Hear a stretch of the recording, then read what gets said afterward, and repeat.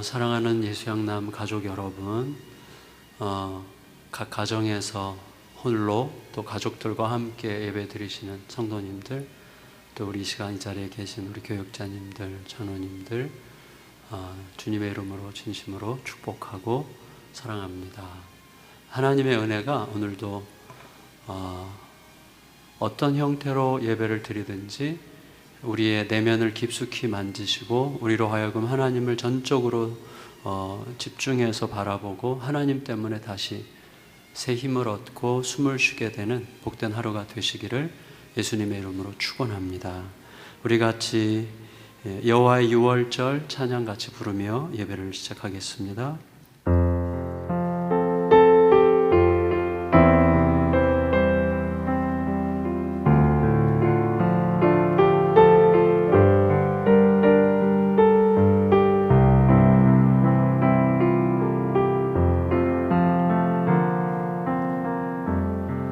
지극히 높은 주님의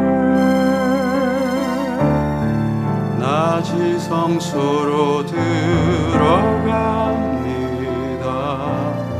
세상의 신을 벗고서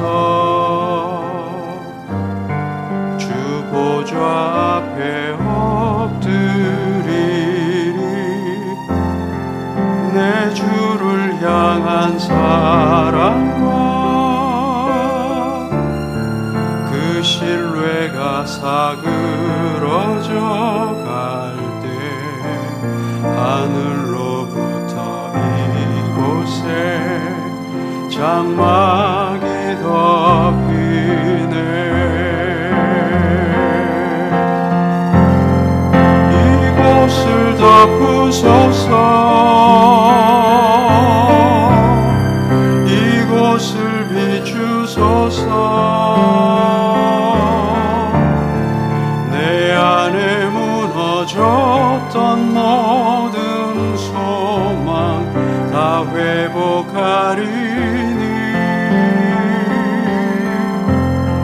이곳을 지나소서. 이곳을 만지소서. 내 안에 죽어가는 모든 예배 다 살아나리라. 이곳을 덮으소서. 이곳을 덮으소서.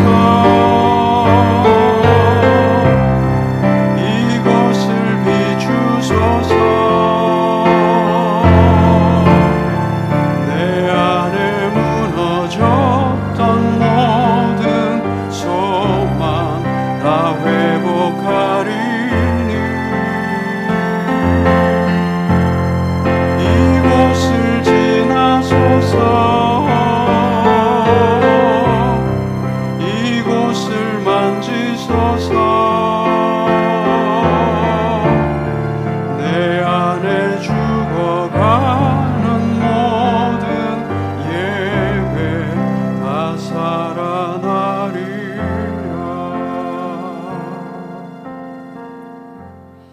하나님 앞에 온전한 예배를 드리기 위하여 우리 자신을 돌아보며 하나님 저를 새롭게 하시고 저를 온전케 하여 주시옵소서.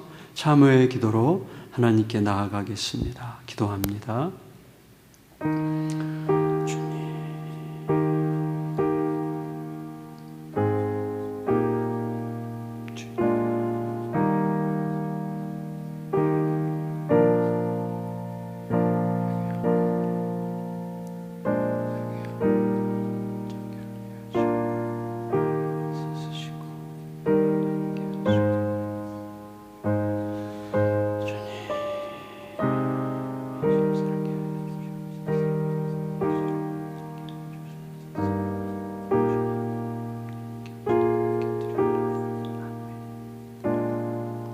내 모습 이대로 주 받아주세요. 내 모습 이대로 주 받아주소서.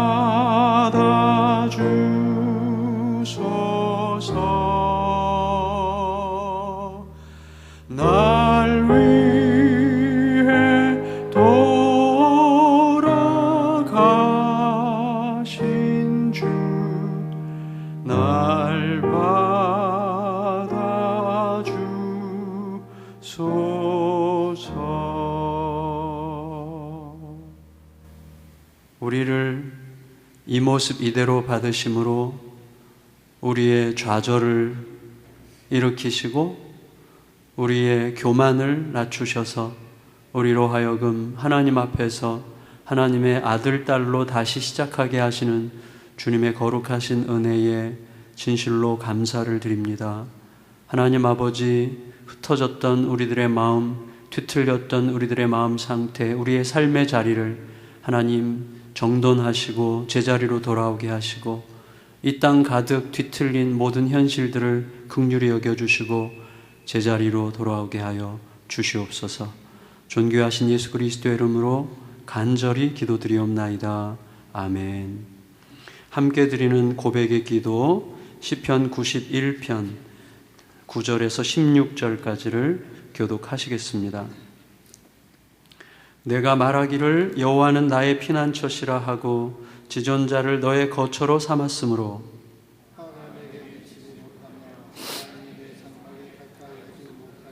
그가 너를 위하여 그의 천사들을 명령하사 내 모든 길에서 너를 지키게 하심이라.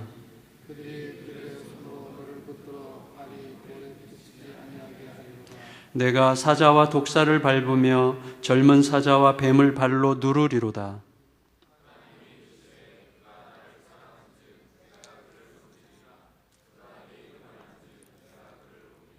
그가 내게 간구하리니 내가 그에게 응답하리라. 그들이 환난 당할 때에 내가 그와 함께하여 그를 건지고 영화롭게 하리라. 내가 그를 장수하게 함으로 그를 만족하게 하며 나의 구원을 그에게 보이리라 하시도다. 아멘. 사도신경으로 신앙을 고백합니다. 전능하사 천지를 만드신 하나님 아버지를 내가 믿사오며 그 외아들 우리 주 예수 그리스도를 믿사오니 이는 성령으로 잉태하사 동정녀 마리아에게 나시고 본디오 빌라도에게 고난을 받으사 십자가에 못 박혀 죽으시고 장사한 지 사흘 만에 죽은 자 가운데서 다시 살아나시며 하늘에 오르사 전능하신 하나님 우편에 앉아 계시다가 저리로서 산자와 죽은 자를 심판하러 오시리라. 성령을 믿사오며 거룩한 공회와 성도가 서로 교통하는 것과 죄를 사하여 주시는 것과 몸이 다시 사는 것과 영원히 사는 것을 믿사옵나이다. 아멘. 찬송가 27장 찬양하시겠습니다.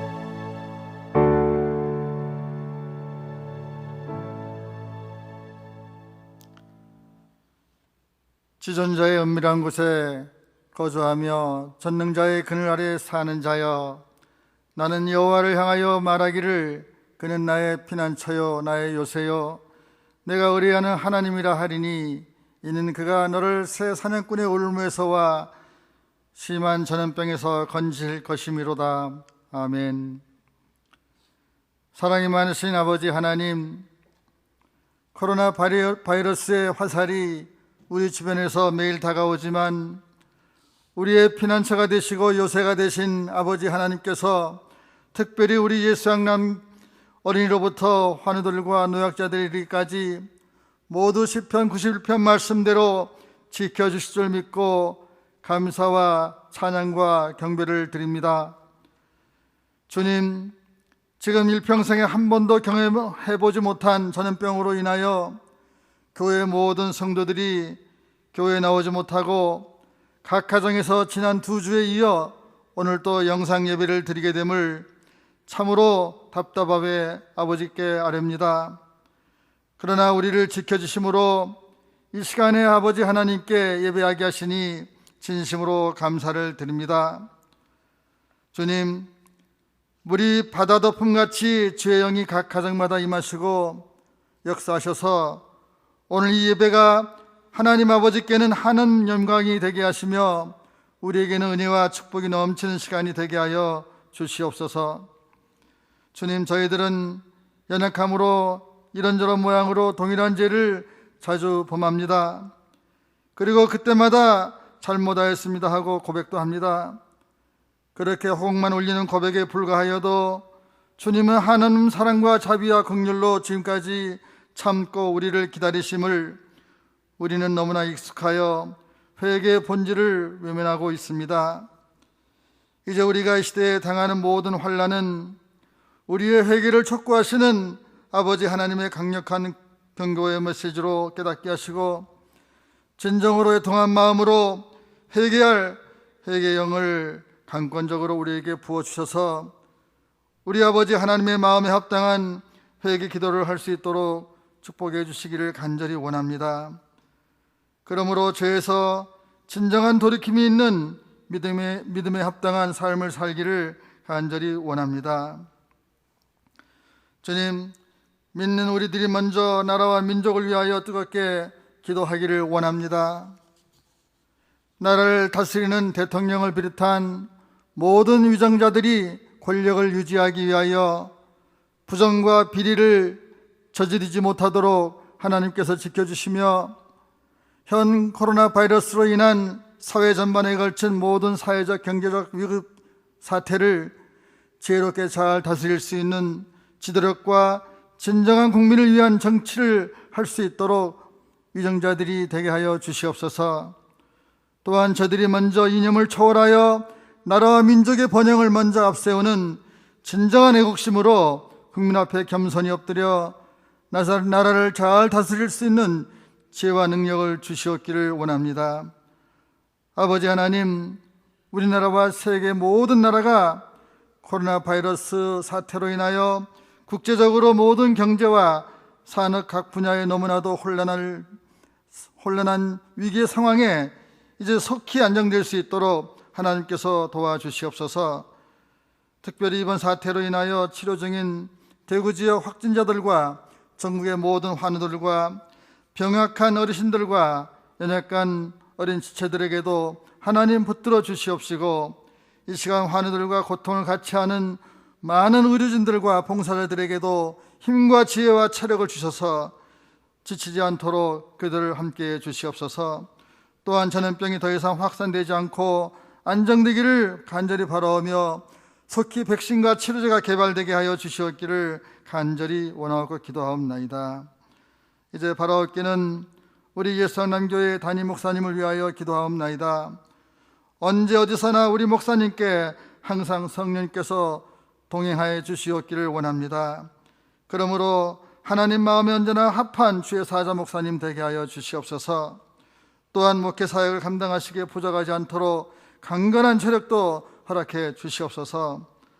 오늘도 이 시간 목사님께서 말씀을 전하실 때에 듣는 우리들의 심령이 마음문이 활짝 열리게 하여 주셔서 그 말씀이 우리 심령 골수에 차고 넘치도록 하나님께서 함께해 주시옵소서.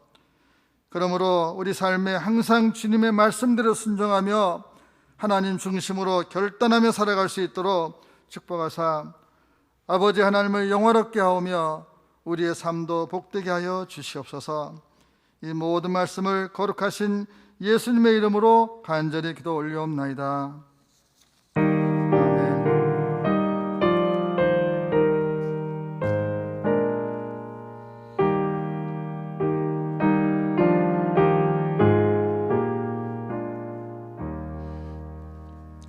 이 시간에 우리 최효영 집사님 특송과 함께 하나님 앞에 봉헌하시겠습니다.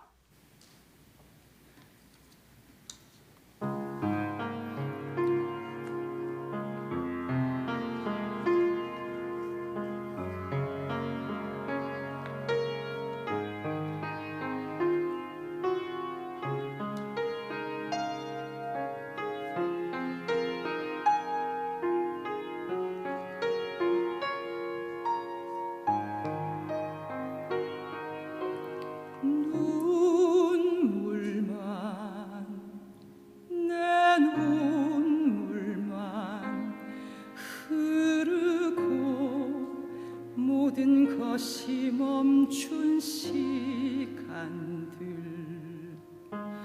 이 슬픔 무뎌질 수 있을까? 다시 기도할 수 있을까? 애통하며 울었네. 당신 뜻 무엇냐고 주께 묻고 물었네.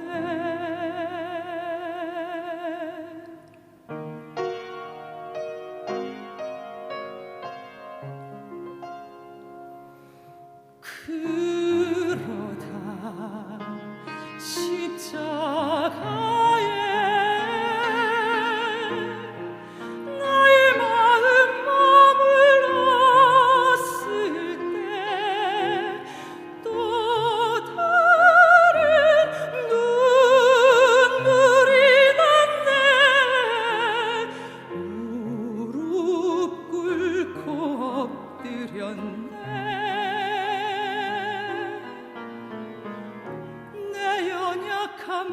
덮으사 다시 세우시는 주를 의지하네. 이제 일어나 슬픔 넘어 찬양하게 하시네. 주여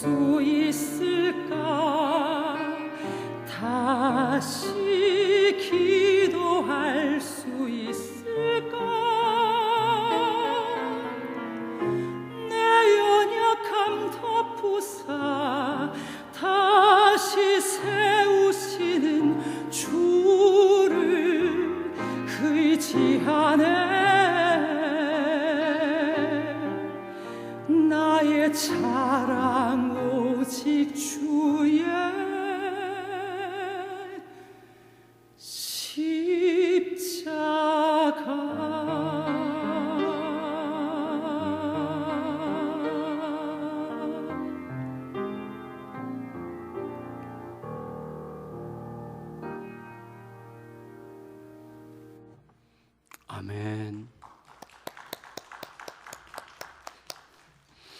아버지 하나님,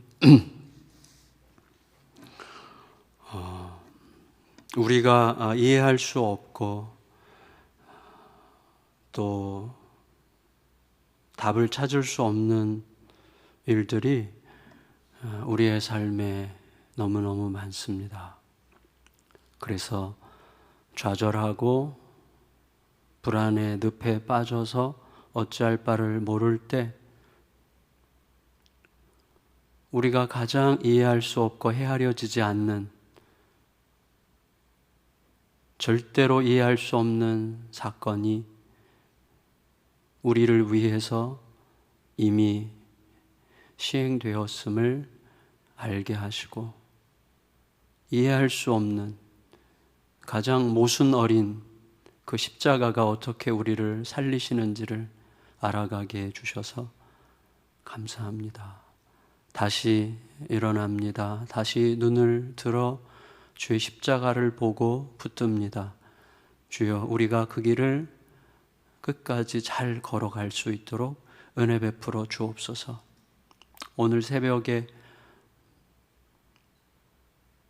우리의 사랑하는 형제가 주님의 부르심을 받았습니다. 주님, 헤아려지지 않는 슬픔 가운데 울부짖는 남아있는 가족들을 위로하시고, 헤아려지지 않는 고통 속에서도 가장 헤아려질 수 없는 예수 그리스도의 십자가가 우리를 어떻게 살게 하는지를 하나님 알게 하여 주시고 주의 은혜로 덮어주시옵소서. 저희들은 할 수 있는 말이 없지만 하나님의 위로로 덮어주시옵소서. 주님, 이 시간 모든 상황을 뒤로하고 주님을 향합니다. 주님을 바라봅니다. 주님을 예배합니다. 하나님, 캄캄하고 어두운 현실 속에서도 오직 하나님이 오르심을 하나님 믿고 신뢰하며 주님을 바라보니 결국 주님께서 오르셨음이 우리의 모든 삶에 구체적으로 증거되는 삶을 살아가게 하시고 우리 모두가 끝까지 그 예배자의 자리를 지키게 인도하여 주시옵소서. 하나님을 사랑합니다. 예수님의 이름으로 기도합니다. 아멘. 참 비상 상황인데요. 그리고 글쎄요, 이 어려움도 어려움이고 그보다 더 큰 불안과 두려움이 이미 일상이 됐고 그것에 누구도 뭐라고 말할 수 없는 상황이 된 게 참 우리를 당황케 하는 것 같습니다.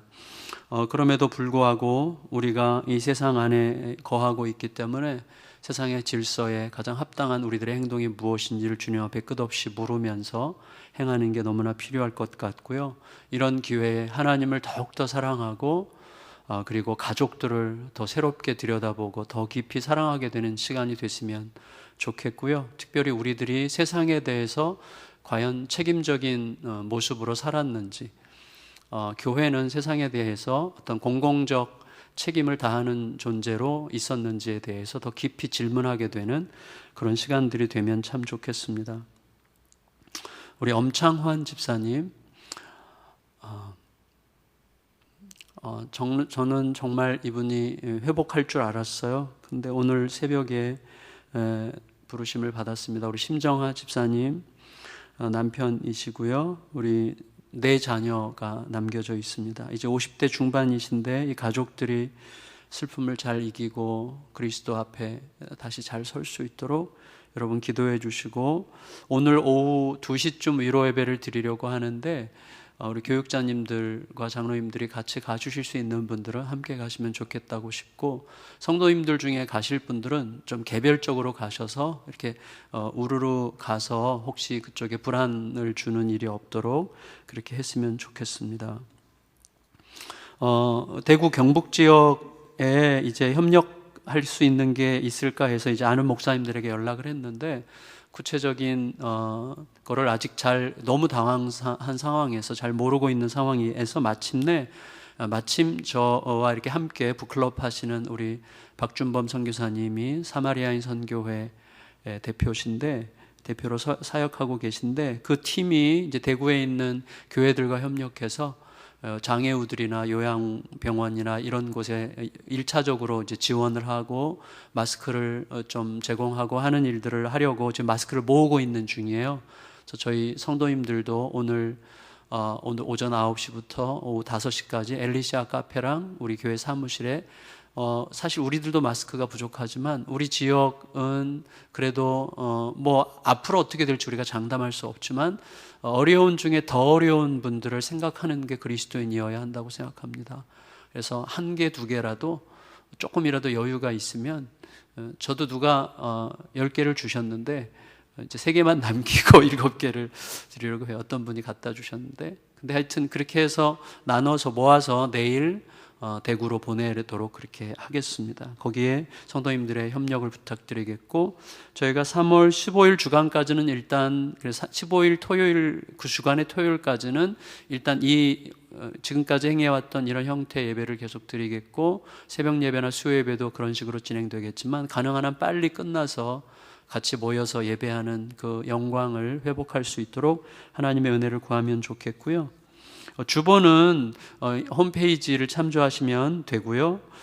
특별히 우리 3월 11일부터 4월 1일까지의 그 수요 그 신자의 생활 시리즈로 진행되는 수요 기도에 이제 장은선 목사님이랑 손하람 전사님이 2주씩 설교하시는데 참조하시면 좋겠습니다.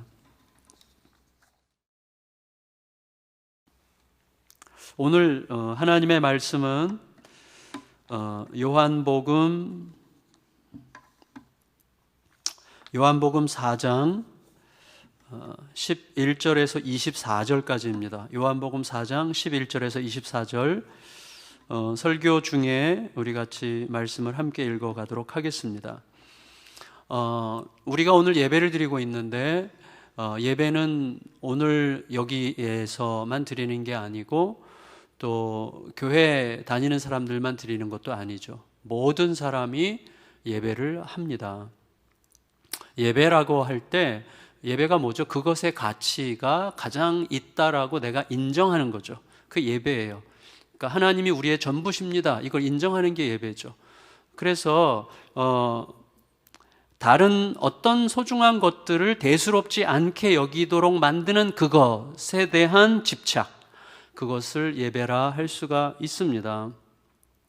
그래서 그것을 내가 집중하면 다른 중요하게 가치 있어지는 것들도 다 상대화되고 아무것도 아닌 것처럼 될 수 있게 만드는 그것을 내가 집약적으로 생각하는 게 예배죠. 짐 월리스라고 하는 분이 하나님의 정치라는 책으로 아주 유명한 분인데 그분이 이런 얘기를 했어요. 우리가 누구를 적이라고 생각하면 놀랍게도 우리들은 그 사람이 가족과 함께 따뜻한 미소를 짓고 찍은 가족 사진을 떠올리지 않는데요. 내가 누구를 적으로 생각하면 그가 가족과 따뜻한 미소를 지으며 찍은 사진이 떠오르지 않는다는 거예요, 아예. 왜냐하면 그가 내 적이어야만 하는, 내가 그를 적으로 삼을 수밖에 없는 그의 고약한 얼굴만 부각시켜서 생각하려고 하기 때문이라는 거예요. 다시 말해서 내가 적으로 삼은 그 사람도 존중받을 가치가 있는 존재라는 생각은 아예 하지 않을 만큼 나는 그 사람의 정반대편에 있는 무언가를 예배하고 있는 거예요. 예수님은 원수를 사랑하라 그러셨죠. 다시 말하면 내 적의 하나님 앞에서의 가치를 잊지 말라고 하신 말씀일 수도 있어요. 그러니까 우리들은 어떤 것에 집중해요. 누군가에 대한 분노에 집중하고 어떤 욕망에 집중하면 예배하고 있는 결과가 되는 거예요. 무언가를 예배하는 거죠. 그래서 다른 중요한 가치들은 아무것도 아닌 것처럼 만들게 되는 것이죠. 그래서 자존심 때문에 아내에게 폭력을 휘두를 때, 돈 때문에 친구를 배신할 때, 내 종교적 열심 때문에 가족들을 소외시킬 때, 내 공로가 인정받지 못하는 것 때문에 교회를 떠날 때, 우리들은 내가 하나님을 예배하는 건지 아니면 내 자존심이나 돈이나 종교적 열심이나 공로 의식을 예배하는 건지 심각하게 고민해 봐야 됩니다. 그 말은 무슨 뜻이냐면 근본적인 목마름이 아직 해결되지 않았다는 뜻이죠.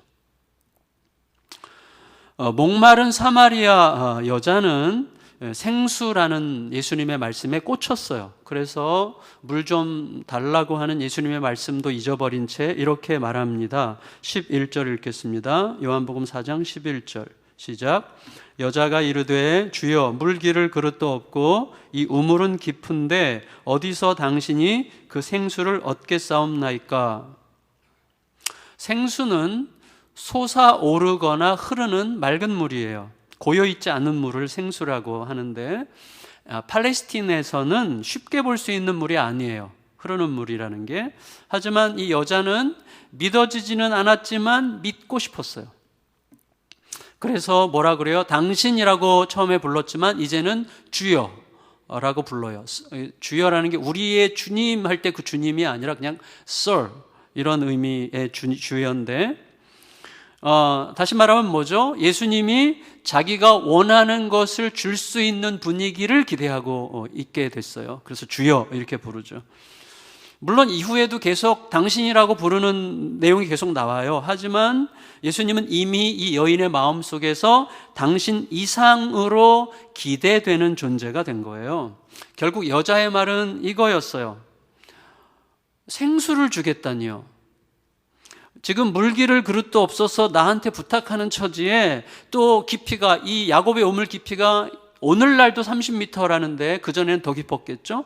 깊이가 30m도 더 되는 이 우물 말고는 어디서도 물 비슷한 거라고는 찾을 수가 없는 상황인데 대체 어디서 생수를 얻는다는 거예요? 자, 이건 무슨 뜻이죠? 이 강한 부정이 아니라 강한 긍정이죠. 무슨 말이에요? 여러분, 누가 나한테 갑자기 1,000만 원 주고 싶다 이렇게 얘기한다고 생각해 보세요. 그때 정말로 부정하고 싶으면 그냥 웃으면 돼요. 근데 뭐? 1,000만 원? 말도 안 돼. 내가 뭐 한 게 있다고. 그 말은 기대한다는 거죠. 여러분, 여자는 생수를 얻을 수 없는 현실적 불가능성을 강조하는 방식으로 생수에 대한 갈망을 표현하고 있어요. 그리고 이제 동일한 방식으로 생수 주는 자에 대해서 의문을 제기하는 거예요. 같은 맥락인데 12절 읽겠습니다. 12절 시작. 우리 조상 야곱이 이 우물을 우리에게 주었고 또 여기서 자기와 자기 아들들과 짐승이 다 마셨는데 당신이 야곱보다 더 크니까? 여자가 야곱을 뭐라고 불러요? 우리 조상 야곱 이렇게 부르죠. 그러니까 사마리아 사람들이 정통성을 주장했다 그랬잖아요. 유대인들의 상대해서. 그러니까 우리 조상 야곱 이렇게 말함으로써 야곱과의 친밀성을 강조하죠. 그래서 여자의 말은 이런 의미였어요. 당신도 이 우물의 의미를 아시죠? 2000년 전에 우리들의 전설인 우리 조상 야곱이 준 거예요. 아직도 야곱과 그 자손들의 흔적이 역력하죠. 그런데 위대한 야곱도 못 줬던 생수를 생면부지인 당신이 줄 수 있다는 건가요? 지금 당신이 야곱보다 크다고 주장하는 겁니까? 이런 식으로 얘기하는 거죠. 자, 아까 제가 말씀드렸죠. 생수에 대해서 그랬던 것과 마찬가지로 이 말 역시 예수님의 존재에 대한 부정이 아니라 예수님의 정체를 알고 싶은 기대예요. 이런 말씀을 하시는 당신은 대체 누굽니까? 이렇게 묻는 거죠. 그래서 예수님께서 이렇게 대답하세요. 13절 읽습니다. 13절 시작. 예수께서 대답하여 이르시되 이 물을 마시는 자마다 다시 목마르려니와. 여러분, 예수님은 이 여자의 현실을 진단하시는 방식으로 이 땅의 현실을 같이 진단하고 계시다고 할 수 있어요. 왜냐하면 여자와 함께 이 땅도 같이 목마른 중입니다. 하지만 자신이 왜 목마른지, 채우고 또 채워도 왜 또다시 목마른지, 어디서 어떻게 근본적으로 해결할 수 있는지에 대해서는 전혀 알지 못한 채 목말라 하는 세상을 대표하는 여인이죠. 영원히 반복될 것 같은 그 목마름을 결코 막을 수 없는, 결코 채울 수 없는 물로 채우기 위해서 지금도 여전히 물을 구하러 다니는 중이죠. 그게 세상이에요. 다시 말해서 이 세상은, 이 여자와 이 땅은 영원한 목마름의 함정에 빠진 거예요. 생각해 보세요. 목마른 욕망이라는 건 뭐예요? 채워지기 전에는 채우라는 함성을 잠재울 수 없어요. 목마른 욕망은 그게 채워지기 전에는 이 채워라, 채워라, 채워라라고 하는 함성을 절대로 잠재울 수 없습니다. 하지만 채우면 채울수록 함성은 더 커지죠. 더 커진 함성에 대답하려고 하면 할수록 파괴적으로 변해가는 거예요. 그 누구도 그 함정에서 벗어날 수가 없습니다. 때로 그래서 종종 욕망을 버림으로써 쉼을 얻으려고 하는 자들도 있었어요. 그래서 그 길을 누구보다 잘 걸은 분으로 알려진 그 유명한 분 성철 스님의 마지막 고백을 들어보셨을 거예요. 뭐라고 말씀했다고 해요? 내 말에 속지 마라. 우리에겐 구원이 없다. 나는 지옥에 간다. 물론 여기저기 있는 말을 모은 거지만 이런 말이었다고 하지 않습니까? 만일에 그렇게 말한 게 맞다면 안타깝게도 모든 욕망을 버리고자 했던 그분의 목마름은 결코 채워지지 않은 거죠. 그런데 예수님께서는 이 땅에 영원한 함정을 메꾸고 결코 채워지지 않는 목마름을 영원히 채울 수 있는 답이 있다고 이렇게 단언하십니다. 14절 읽습니다. 14절 시작. 내가 주는 물을 마시는 자는 영원히 목마르지 아니하리니 내가 주는 물은 그 속에서 영생하도록 솟아나는 샘물이 되리라. 예수님께서 주시는 물은 소진되지 않습니다. 내 안에 일단 들어오면 영원토록 솟아오르는 생수, living water예요. 그 물은 목마른 갈증과 불안과 두려움을 잠시 완화시켜주는 갈등 해소제가 아니에요. 목마름의 모든 뿌리까지 침투해서 내 안에서 지속적으로 역사하면서 뿌리가 샘물에 닿도록 하시는 거죠. 내가 왜, 무엇을 위해서, 어떻게 살아야 하는지에 대한 영원한 답을 주는 생명의 물입니다. 그런 의미에서 내 안에서 작동하면서 영원토록 나와 교감하면서 내 안에 생명을 일으키고 나로 하여금 왜, 어떻게 살아야 되는지를 알게 하는 그 물은 인격체죠. 영원한 인격이에요. 바로 우리들을 위해서 자신을 영원토록 생수로 내어주시는 예수님이죠. 예수님은 나를 주겠다라고 지금 말씀하고 계시는 거죠. 여러분, 자기 자신과 현실 속에서 어떤 가능성도 찾을 수 없음을 뼛속 깊이 알게 된 자가 생수를 찾게 되어 있습니다. 그래서 자신과 현실적인 보장을 절대로 의지할 수 없다는 사실을 알아요. 그리고 대신에 생수 주시는 분에게 자기 자신을 맡깁니다. 그런데 그때부터 이상한 현상을 경험하게 되는 거예요. 욕심을 부리지 않아도 만족을 느껴요. 쥐었던 것을 내려놓아도 불안하거나 두렵지 않아요. 성취한 게 아무것도 없는 것 같은데 존재 자체로 기뻐할 수 있어요.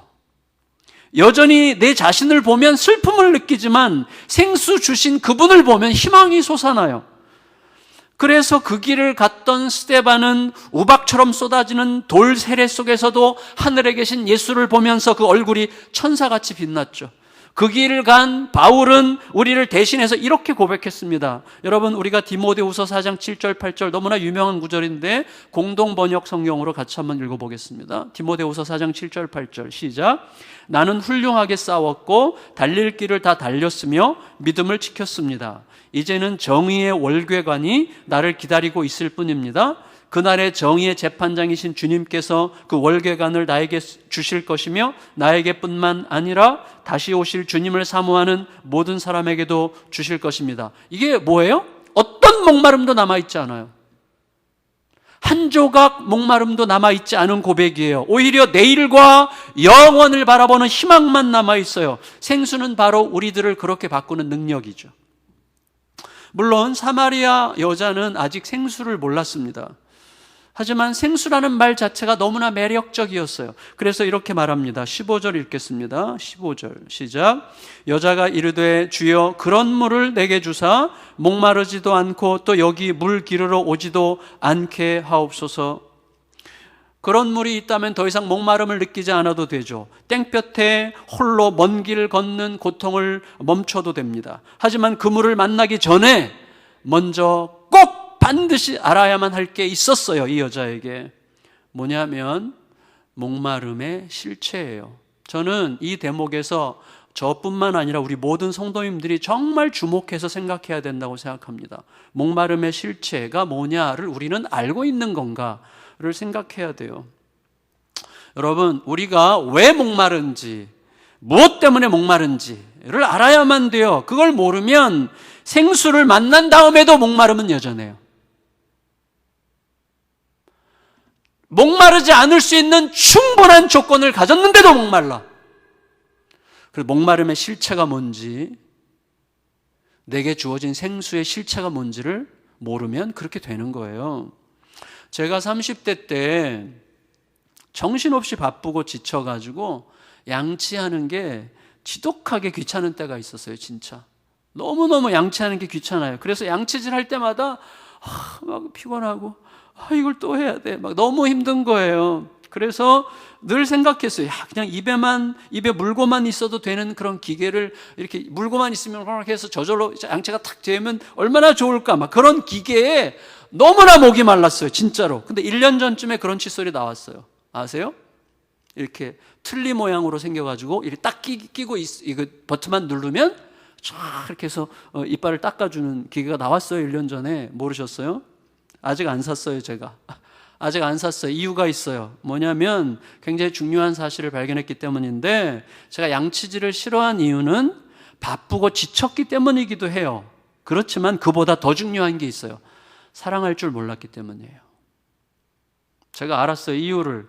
평생 음식물을 씹어가지고 그 고생해서 나를 살려주느라고 막 기를 쓴 그 치아를 보살펴주는 것을 늘 귀찮게만 생각했어요. 제가 얼마나 얘가 고생을 했는데 얘를 닦아주는 걸 그렇게 귀찮아하는 거예요. 내가 회개했어요.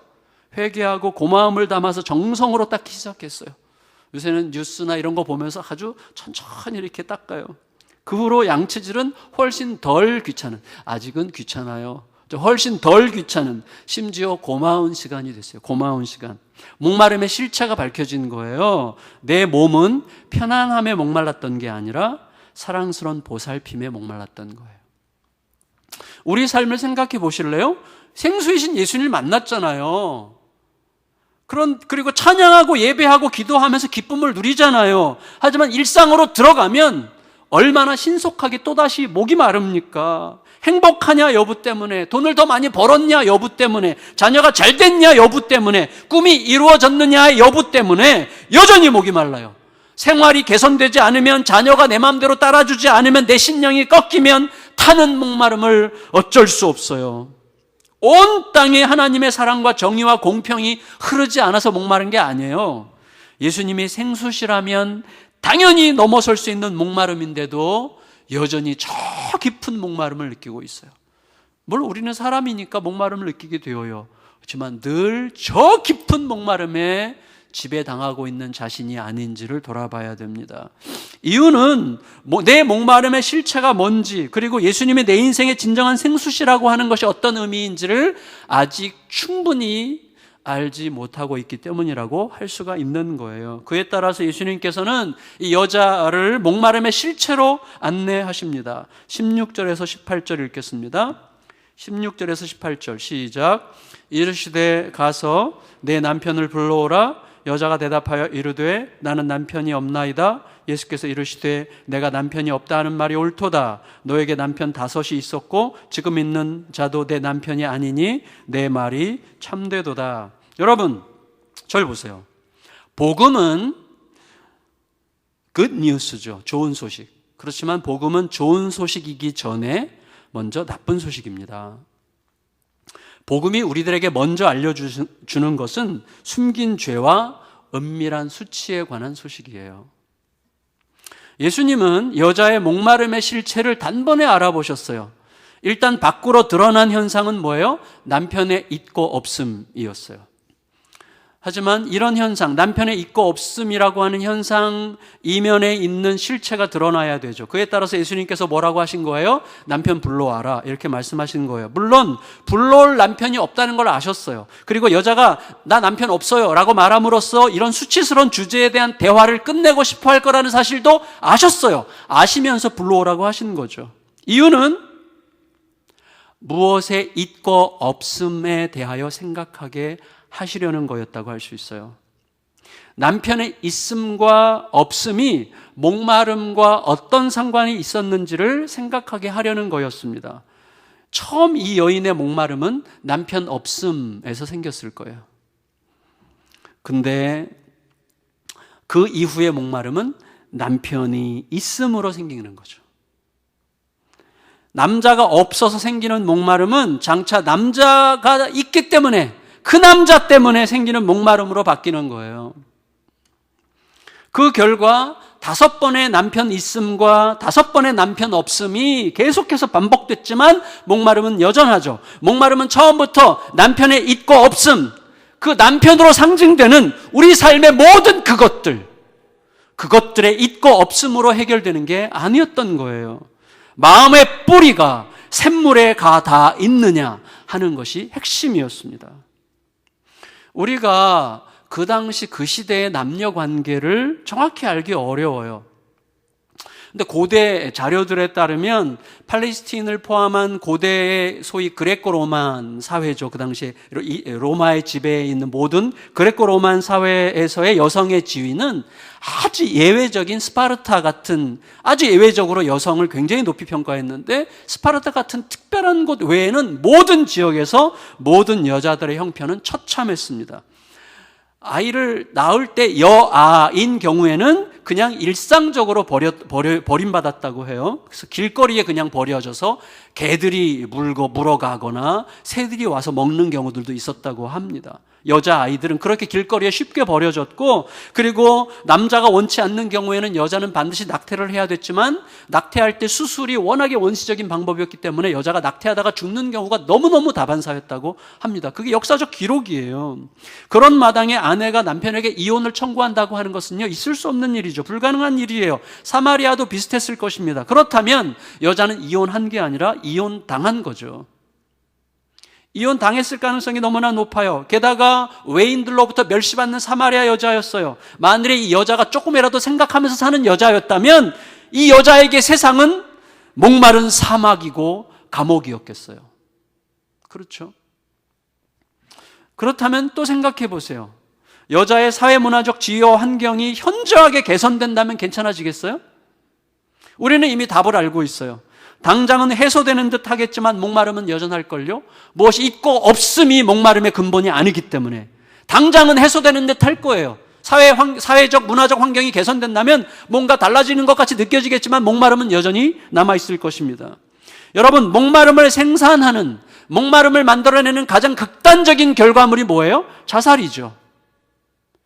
자살은 목마름의 극단적 결과물이죠. 그렇지만 놀랍게도 가장 높은 자살률이 어디에서 광범하게 나타나는지를 우리가 너무나 잘 알고 있습니다. 사회 문화적으로 훨씬 더 개선된 곳에 자살률이 훨씬 높죠. 결국 목마름은 무엇에 있고 없음, 환경의 개선 여부의 문제가 아니에요. 그건 철저하게 마음 뿌리의 문제죠. 마음 뿌리가 생수에 가 닿아 있느냐가 목마름이라는 주제의 핵심입니다. 잠시 동안은 어떨지 몰라도 근본적으로는 무엇이 없어서 목마른 게 아니고 무엇이 있어서 목마름에서 벗어나는 것도 아니에요. 물론 우리도 그게 진실이라는 것을 어느 정도는 알아요. 하지만 아는 대로 살지 못한다면 그건 실제로는 모른다는 뜻이죠. 예수님과의 대화 속으로 들어가는 동안에 이 여자에게 예수님은 계속 바뀌죠. You, 처음에는 당신, 그 다음에 Sir, 주여로 바뀌고 이제는 선지자가 돼요. 19절 읽겠습니다. 19절 시작. 여자가 이르되 주여 내가 보니 선지자로 소이다. 그랬어요. 이건 무슨 의미예요? 자기 방어일 수도 있고 궁금증일 수도 있고 둘 다 있을 수 있을 것 같아요. 자, 보세요. 누가 내 문제의 정곡을, 정말 알려지지 않은 정곡을 누가 딱 찔렀어요. 그러면 이렇게 얘기할 수 있어요. 와, 완전 예언자인데? 이렇게 말함으로써 관심을 나로부터 상대방으로 바꿀 수 있어요. 그래서 상대가 내가 무슨 이라고 그러든지 맞아 라든지 상대방이 자기 정체를 실토할 수 있도록 그렇게 만드는 거죠. 여호와가 대화 주제를 바꾼 것도 같은 맥락이에요. 예수님을 선지자라고 부르면서 대화의 주제를 이렇게 싹 바꾸죠. 20절 읽겠습니다. 20절 시작. 우리 조상들은 이 산에서 예배하였는데 당신들의 말은 예배할 곳이 예루살렘에 있다 하더이다. 대화의 주제를 자기 남편 문제에서 매우 신학적인 주제로 바꾸려는 시도였어요. 혹은 상대방이 진짜 선지자라면 이런 예민한 신학적인 주제에 대해서 어떻게 생각하고 있는지에 대해서 정말 알고 싶었을 수도 있어요.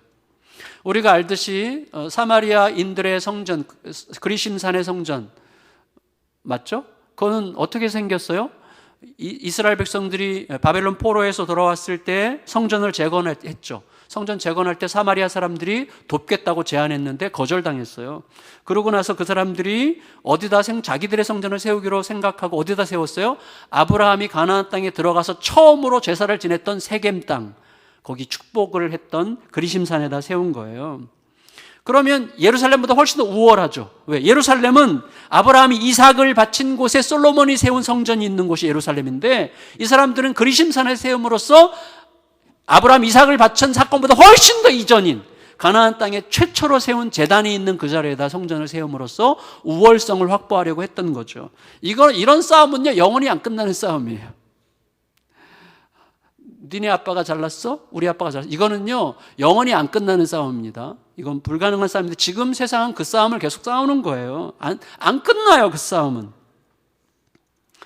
예수님은요, 핵심 주제에서 비껴가려고 하는 여인을 비난하지 않으셨어요. 추궁하지도 않으셨어요. 너 남편 문제 얘기하다가 왜 갑자기 주제를 바꿔? 저 같으면 그랬을 텐데 예수님은 안 그러세요.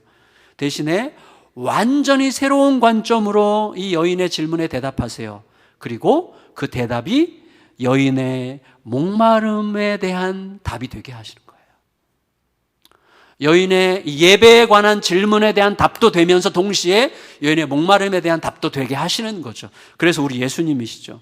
결과적으로 본다면요, 그래서 여자는 본의 아니게 자기 문제로부터 비껴가고 싶었는지는 모르겠지만 비껴가는 방식으로 자기 문제 핵심을 건드린 거예요. 제가 설교 초두에 말씀드렸죠. 뭐라고 그랬어요? 모든 목마름의 뿌리는 결국 예배 문제죠. 예배 문제가 목마름의 뿌리예요. 그래서 예수님께서 이렇게 답하시는 거예요. 21절에서 24절 읽겠습니다. 21절에서 24절 시작.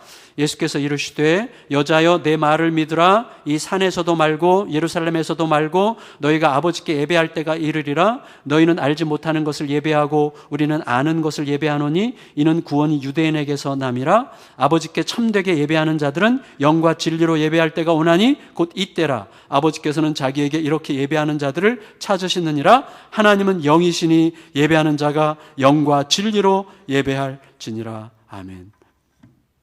예수님에 따르면 예배의 본질은 장소가 아니라 대상이에요. 확실히 맞죠.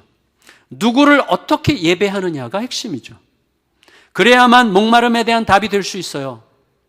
어떻게 어디서 예배드리느냐에 초점을 맞추는 목마름은 해결되지 않습니다. 예배의 본질에 가닿지 않았기 때문이에요. 누구를 어떻게 예배하느냐가 핵심이죠. 그래야만 목마름에 대한 답이 될 수가 있는 거예요. 여자의 질문은 예배의 공간적 절대성, 그리심산이냐, 예루살렘이냐, 어디여야만 하느냐, 이런 질문이었지만 그 질문은 당대 종교인들의 영적인 상태를 그냥 고발하는 고집에 불과했어요.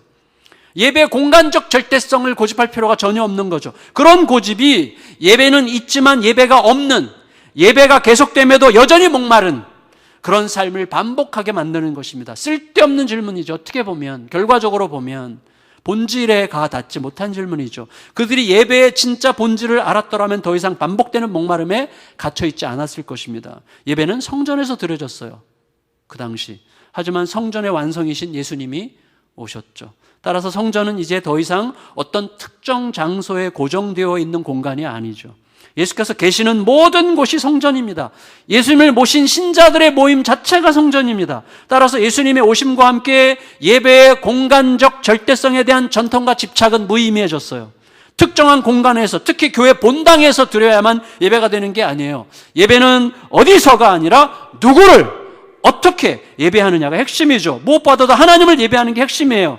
이때 우리가 주의해야 되는 이유가 있어요. 주의해야 되는 이유, 그게 뭐예요? 하나님을 예배하는 게 분명해 보이는 행위를 통해서도 우리들은 자기의 종교적 열심을 예배할 수 있어요. 그게 제사장들이었잖아요, 당시. 그게 바리새인들이었잖아요. 하나님을 예배하는 게 분명해 보이는 행위를 통해서도 하나님을 예배하는 게 아니라 하나님을 예배하는 자기를 예배할 수 있어요. 하나님을 예배하는 나의 종교적 열심을 예배할 수 있어요. 내 욕망을 예배할 수 있고 내 기대를, 내 고집을, 내 자존심을 예배할 수 있는 일들이 얼마든지 가능한 거예요. 그래서 주의해야 되는 거죠. 하나님을 예배하는 거예요. 하나님을. 나는 진짜 지금 하나님을 예배하고 있느냐를 생각해야 되는 거죠. 하나님을 예배한다고 하는 것은 뭐예요? 그가 누구신지를 알게 된 감격, 그리고 그가 자신을 더 알려주실 것에 대한 기대, 그래서 하나님의 하나님 되심을 노래하는 거죠. 그때 하나님이 누구신지가 알려지면 우리의 삶에 대한 모든 시선이 달라지게 되어 있습니다. 우리가 예배하는 하나님은 누구세요? 공간이나 우리들의 상황에 제한당하지 않으시는 어떤 하나님이시죠? 예수님께서 지금 말씀하신 내용에서 요약하면 어디에나 계신 영이신 하나님 아버지. 예수님이 말씀하셨어요. 지금 우리가 조금 아까 읽은 말씀에서 어디에나 계신 영이신 하나님 아버지를 예배하는 거예요. 그러니 하나님은 어디에나 계시죠. 지금 각 가정에 거기 계시죠. 여기도 계시죠. 따라서 일정한 장소에서만 예배드려야 되는 것은 아니에요. 어디에나 계시는 영이세요. 영으로 계시죠. 따라서 예배의 형식과 모양 이상으로 중요한 게 뭐예요? 예배자의 영적 상태와 방향이 너무나 결정적으로 중요하죠. 내 영과 만나시는 거죠. 따라서 영이신 하나님은 어떻게 예배드려야 되는 거? 신령으로 예배드려야 되는 거예요. 성령으로 예배드려요. 성령으로 내 욕망을 내려놓고 성령의 이끄심에 맡긴 자로 예배해야 되는 거. 예배를 드리면서 내가 원하는 어떤 것이 이루어지기를 고대하는 건 뭐예요? 성령으로 예배드리는 게 아니죠. 내 욕망을 끝까지 붙들고 욕망이 이루어지는 수단으로 예배를 삼는 거잖아요. 이 욕망을 붙드는 거고 욕망을 예배하는 거죠. 내 모든 욕망을 다 내려놓고 주의 뜻이 이루어지면 충분합니다. 왜? 주님은 그런 분이시니까. 그걸 알고 성령께 온전히 맡긴 자로 예배하는 거죠. 또 뭐예요? 성령과 진리로 예배해야 되죠. 하나님은 진리이시기 때문에 거짓을 감추고는 예배할 수 없죠. 말씀 앞에서 있는 모습 그대로 예배하면 되는 거예요. 하나님이 그렇게 예배하는 자들을 찾으시는 이유가 있어요. 뭐예요? 하나님을 진실로 알게 된 자들은 그렇게 예배할 수밖에 없기 때문이고, 동시에 성령과 진리로 예배하는 자들이 바로 하나님의 자녀들이기 때문이에요. 하나님이 그런 자들을 찾으시죠. 자기 자녀들을 찾으시는 거예요. 그러니까 뭐예요? 우리가 예배드리는 동안에 우리들은 점점 더 확실하게 알아가요. 우리가 예배하는 그분이 바로 전능하신 우리 아버지라는 사실을 알아가게 되는 거예요. 그러니까 우리가 독재자에게 잘 보이려고 아첨하듯이 예배할 이유가 전혀 없는 거예요. 모든 이단 교주들 앞에서는 막 독재자 앞에서 막 공산당 같이 예배하잖아요. 그거는 완전히 그릇된 예배죠. 독재자에게 잘 보이려고 아첨하는 식으로 예배할 필요가 전혀 없어요. 허위로 거짓을 꾸밀 필요가 전혀 없어요. 아주 자연스럽게 깊은 사랑과 신뢰로 예배하면 되는 거예요. 그렇게 예배하는 동안에 우리들은 마음 깊이 고백하게 됩니다. 전능하신 하나님, 전능하신 하나님 아버지, 하나님 앞에 왔어요. 이제 다 됐습니다. 아버지는 항상 오르십니다. 아버지가 계시니 조금도 두렵지 않습니다. 그냥 이대로여도 너무나 충분합니다. 아버지가 원하시는 게 이루어지기만 한다면 저는 그걸로 완전히 만족할 수 있습니다. 이제 아버지 안에서 쉼을 얻습니다.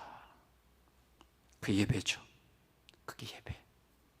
목마른 채로 시작했지만 아버지를 향할 때 샘물로 충만히 적셔지는 영광이 우리 안으로 들어오게 되는 거예요. 오늘 예배도 이후에 계속해서 드려지는 예배 속에서도 그 영광이 우리를 바꿔가는 거룩한 축복이 임하시게 되기를 예수님의 이름으로 축원합니다. 아멘. 우리 이 시간 부르신 곳에서 나는 예배하네 이 찬양 부르고 함께 기도하는 시간 갖도록 하겠습니다.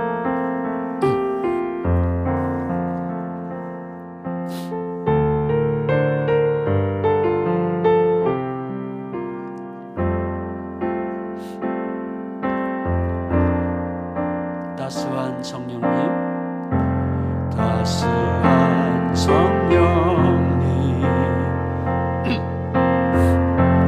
마음으로 보내 내 몸을 감싸며 주어지는 평안함, 만족함을 느끼네. 사랑과 진리에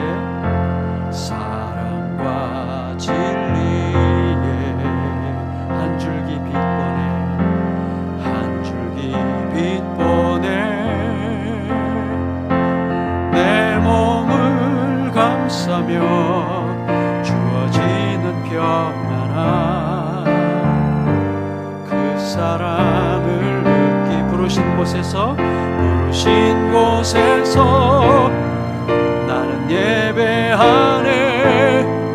어떤 상황에도 나는 예배하네. 부르신 곳에서 나는 예배하네. 어떤 상황에도 나는 예배. 부르신 곳에서 부르신 곳에서 나는 예배하네.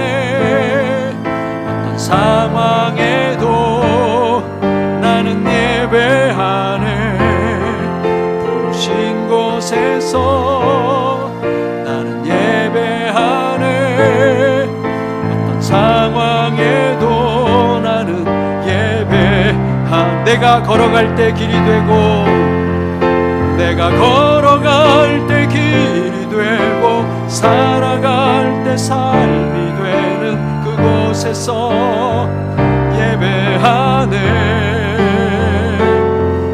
내가 걸어갈 때 길이 되고 살아갈 때 삶이 되는 그곳에서 예배하네. 부르신 곳에서 나는 예배하네. 어떤 상황에도 나는 예배하네. 부르신 곳에서 나는 예배하네. 어떤 상황에도 나는 예배하네. 제가 주보에 또 홈페이지에 오늘 이 예배가 마쳐지면 가족들과 둘러앉아서 함께 나누기 위한 질문을 올렸습니다. 혼자 예배 드리시는 분은 자기 자신 스스로 생각하시면 좋겠는데 이 질문을 가지고 이 시간 잠깐 기도했으면 좋겠습니다.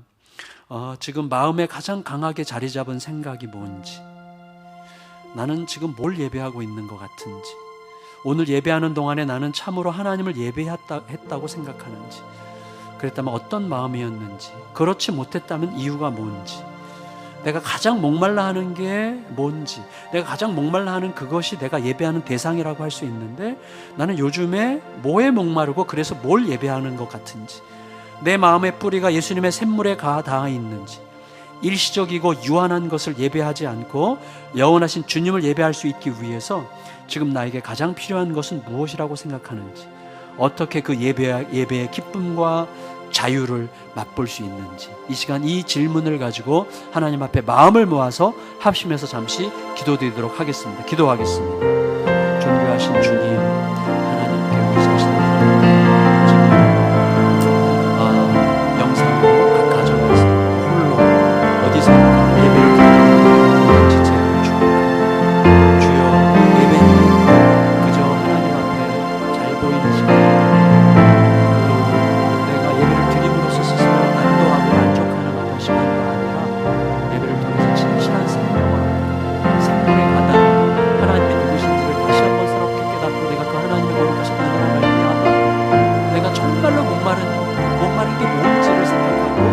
목말라 하지 않아도 되는 충분한 이유를 우리 주 예수 그리스도로부터 찾게 되는 거룩한 은혜의 시간이 바로 예배의 시간인 것을 깨닫고 있는 모습 그대로 주님 앞에 나아가는 은혜를 베풀어 주시기를 간절히 기도드리옵나이다.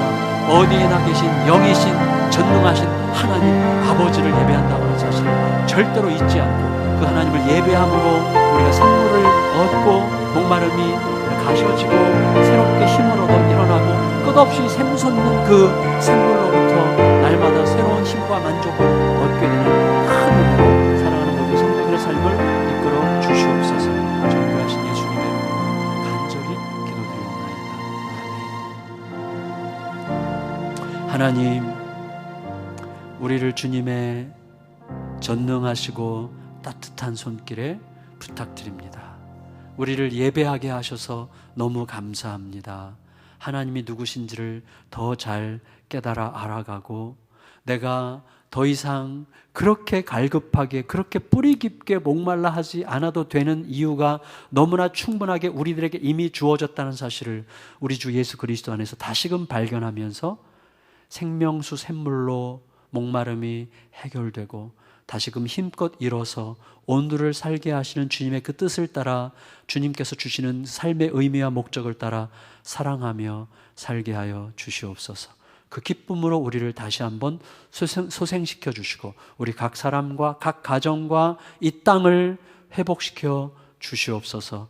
존귀하신 예수 그리스도의 이름으로 간절히 기도드리옵나이다. 아멘. 우리 구주 예수 그리스도의 은혜와 아버지의 사랑과 성령의 교통하심이 사랑하는 모든 성도들 각 가정에서 또 홀로 또 모여 예배드리는 모든 성도들 머리머리 위에 그리고 이분들의 모든 앞날 위에 대구 경북 지역과 전국의 환우들과 그리고 속히 회복되어야 될 이 땅 위에 또 사회적인 책임과 공공성을 분명히 회복해야 될 이 땅의 모든 교회들 위에 영원토록 함께 하시기를 간절히 축원하옵나이다.